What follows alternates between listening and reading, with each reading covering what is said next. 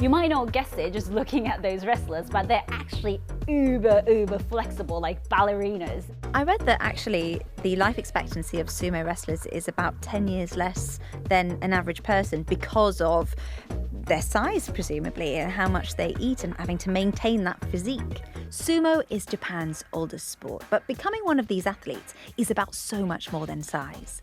They have to master balance, power, and do a lot of squats. And sumo wrestlers train for years before they fight in the ring. They weigh about 150 kilos on average, and they eat something like 10,000 calories a day. And today you're going to find out all about sumo wrestling and what it takes to be one. I'm Hannah. This is What in the World, your podcast for the stories that get people talking from the BBC World Service.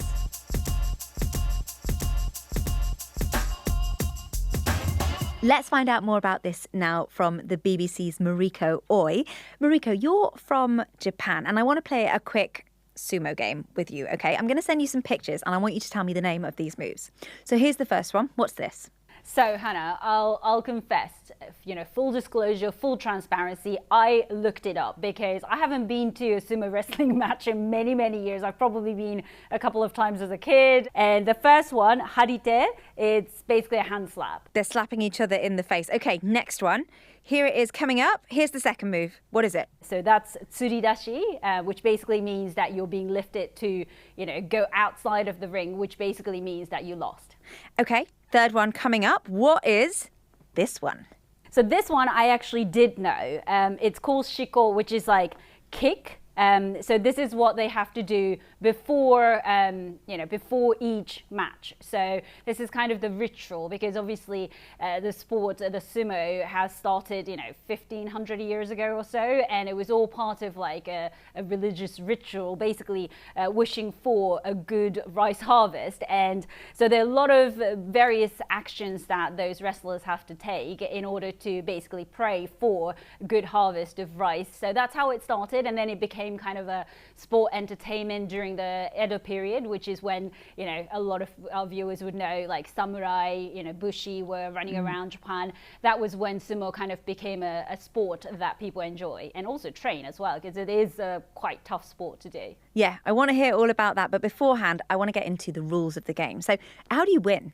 So you see that ring, and basically once you push the other wrestler out, whether that be by slapping you out or kicking you out or lifting up, that's how you win. So it's quite simple, but it's basically like you have to be uber strong to be lifting another wrestler who's just as heavy. In other sports, you can get, different classes, different groups for different weights, whereas with sumo, it's just all in one go. So if you're quite light compared to the others, then, it's a pretty tough game to win. What does the average day of training look like for a sumo wrestler?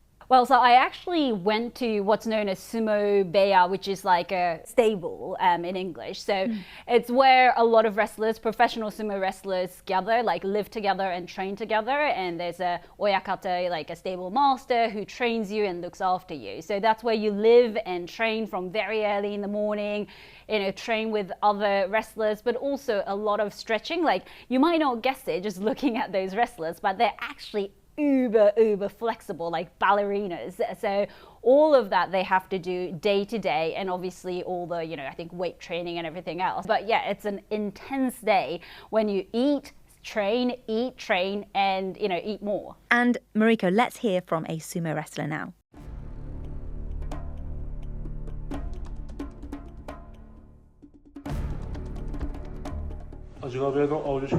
I started doing sumo when I was 7, and I watched professional sumo for the first time when I was 12.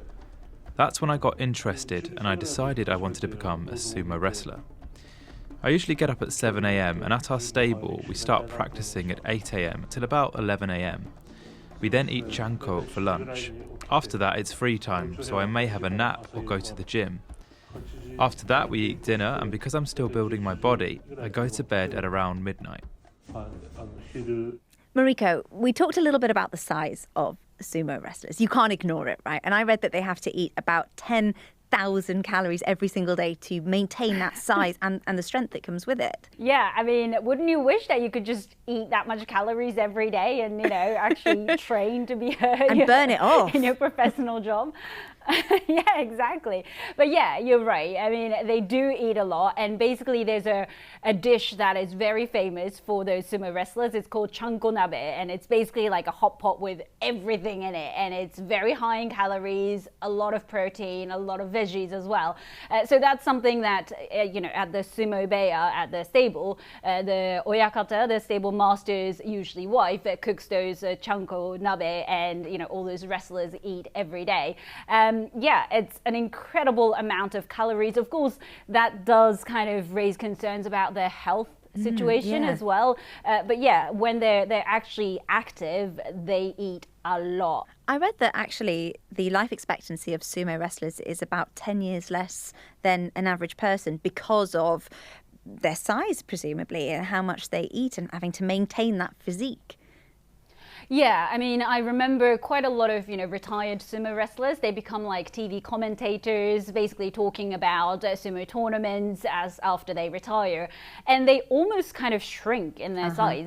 Obviously they're wearing like a suit instead of, what they've been wearing when they were actually, sumo wrestlers.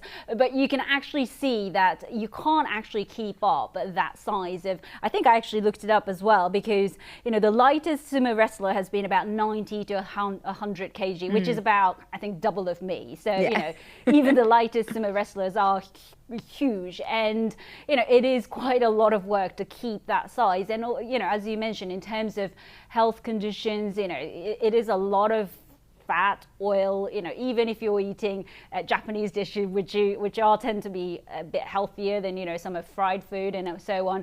Even then, I think it's fair to say that there are a lot of concerns for those sumo wrestlers' health. And we're going to hear now from some other people about why they like the sport.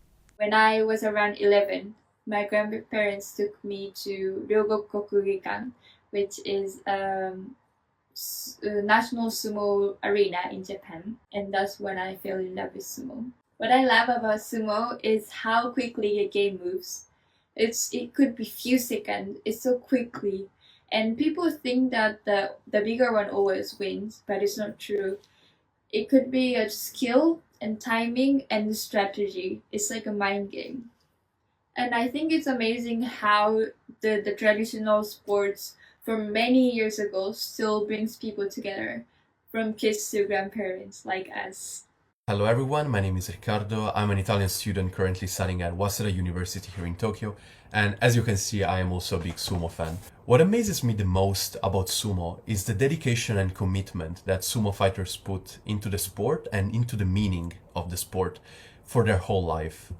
And my favorite moment during a match day is the so-called Yokozuna Doyo Hiri, which is basically the entrance of the Yokozuna, which is the highest rank that a sumo fighter can reach during his career, into the dojo, especially for the meaning behind this ritual, which is basically to purify the ring from evil spirit and to prepare it for the match day. Mariko, one of the reasons we're talking about this is because the Grand Tournament was just held here in London, and I really enjoyed all the pictures of these sumo wrestlers enjoying the sights of London, right? On the buses, there were even pictures of them cycling around. And is it the case that sumo is becoming more popular outside of Japan? I think we knew that it was quite popular overseas, but I think it is quite significant that they actually went abroad, and the fact that they're actually holding a tournament, and you can actually see them enjoying various sites in London. I think that is quite sweet, and it's a perfect social media moment, isn't it? It completely is. I wonder if they are having the same kind of diet and training schedule here as they were having back home. I'm sure they're carrying like a huge suitcase full of food to be able to cook the chanko nabe, I think. Yeah, imagine what might be coming on the plane with them in terms of food quantities if they're used to a specific diet. And Mariko, you're actually going to be hosting a brand new podcast, a BBC podcast called Asia Specific, that I'm really excited to hear when it comes out. Thank you so much for joining us. Thank you. And that is it from us today. But if you enjoyed this episode, do come back to the BBC World Service YouTube channel, where you can find us every single weekday in audio, in vision, and you can always leave us a comment below. Get in touch with us on WhatsApp or on Instagram at BBC What in the World. I'm Hannah. This is What in the World from the BBC World Service. We'll see you next time.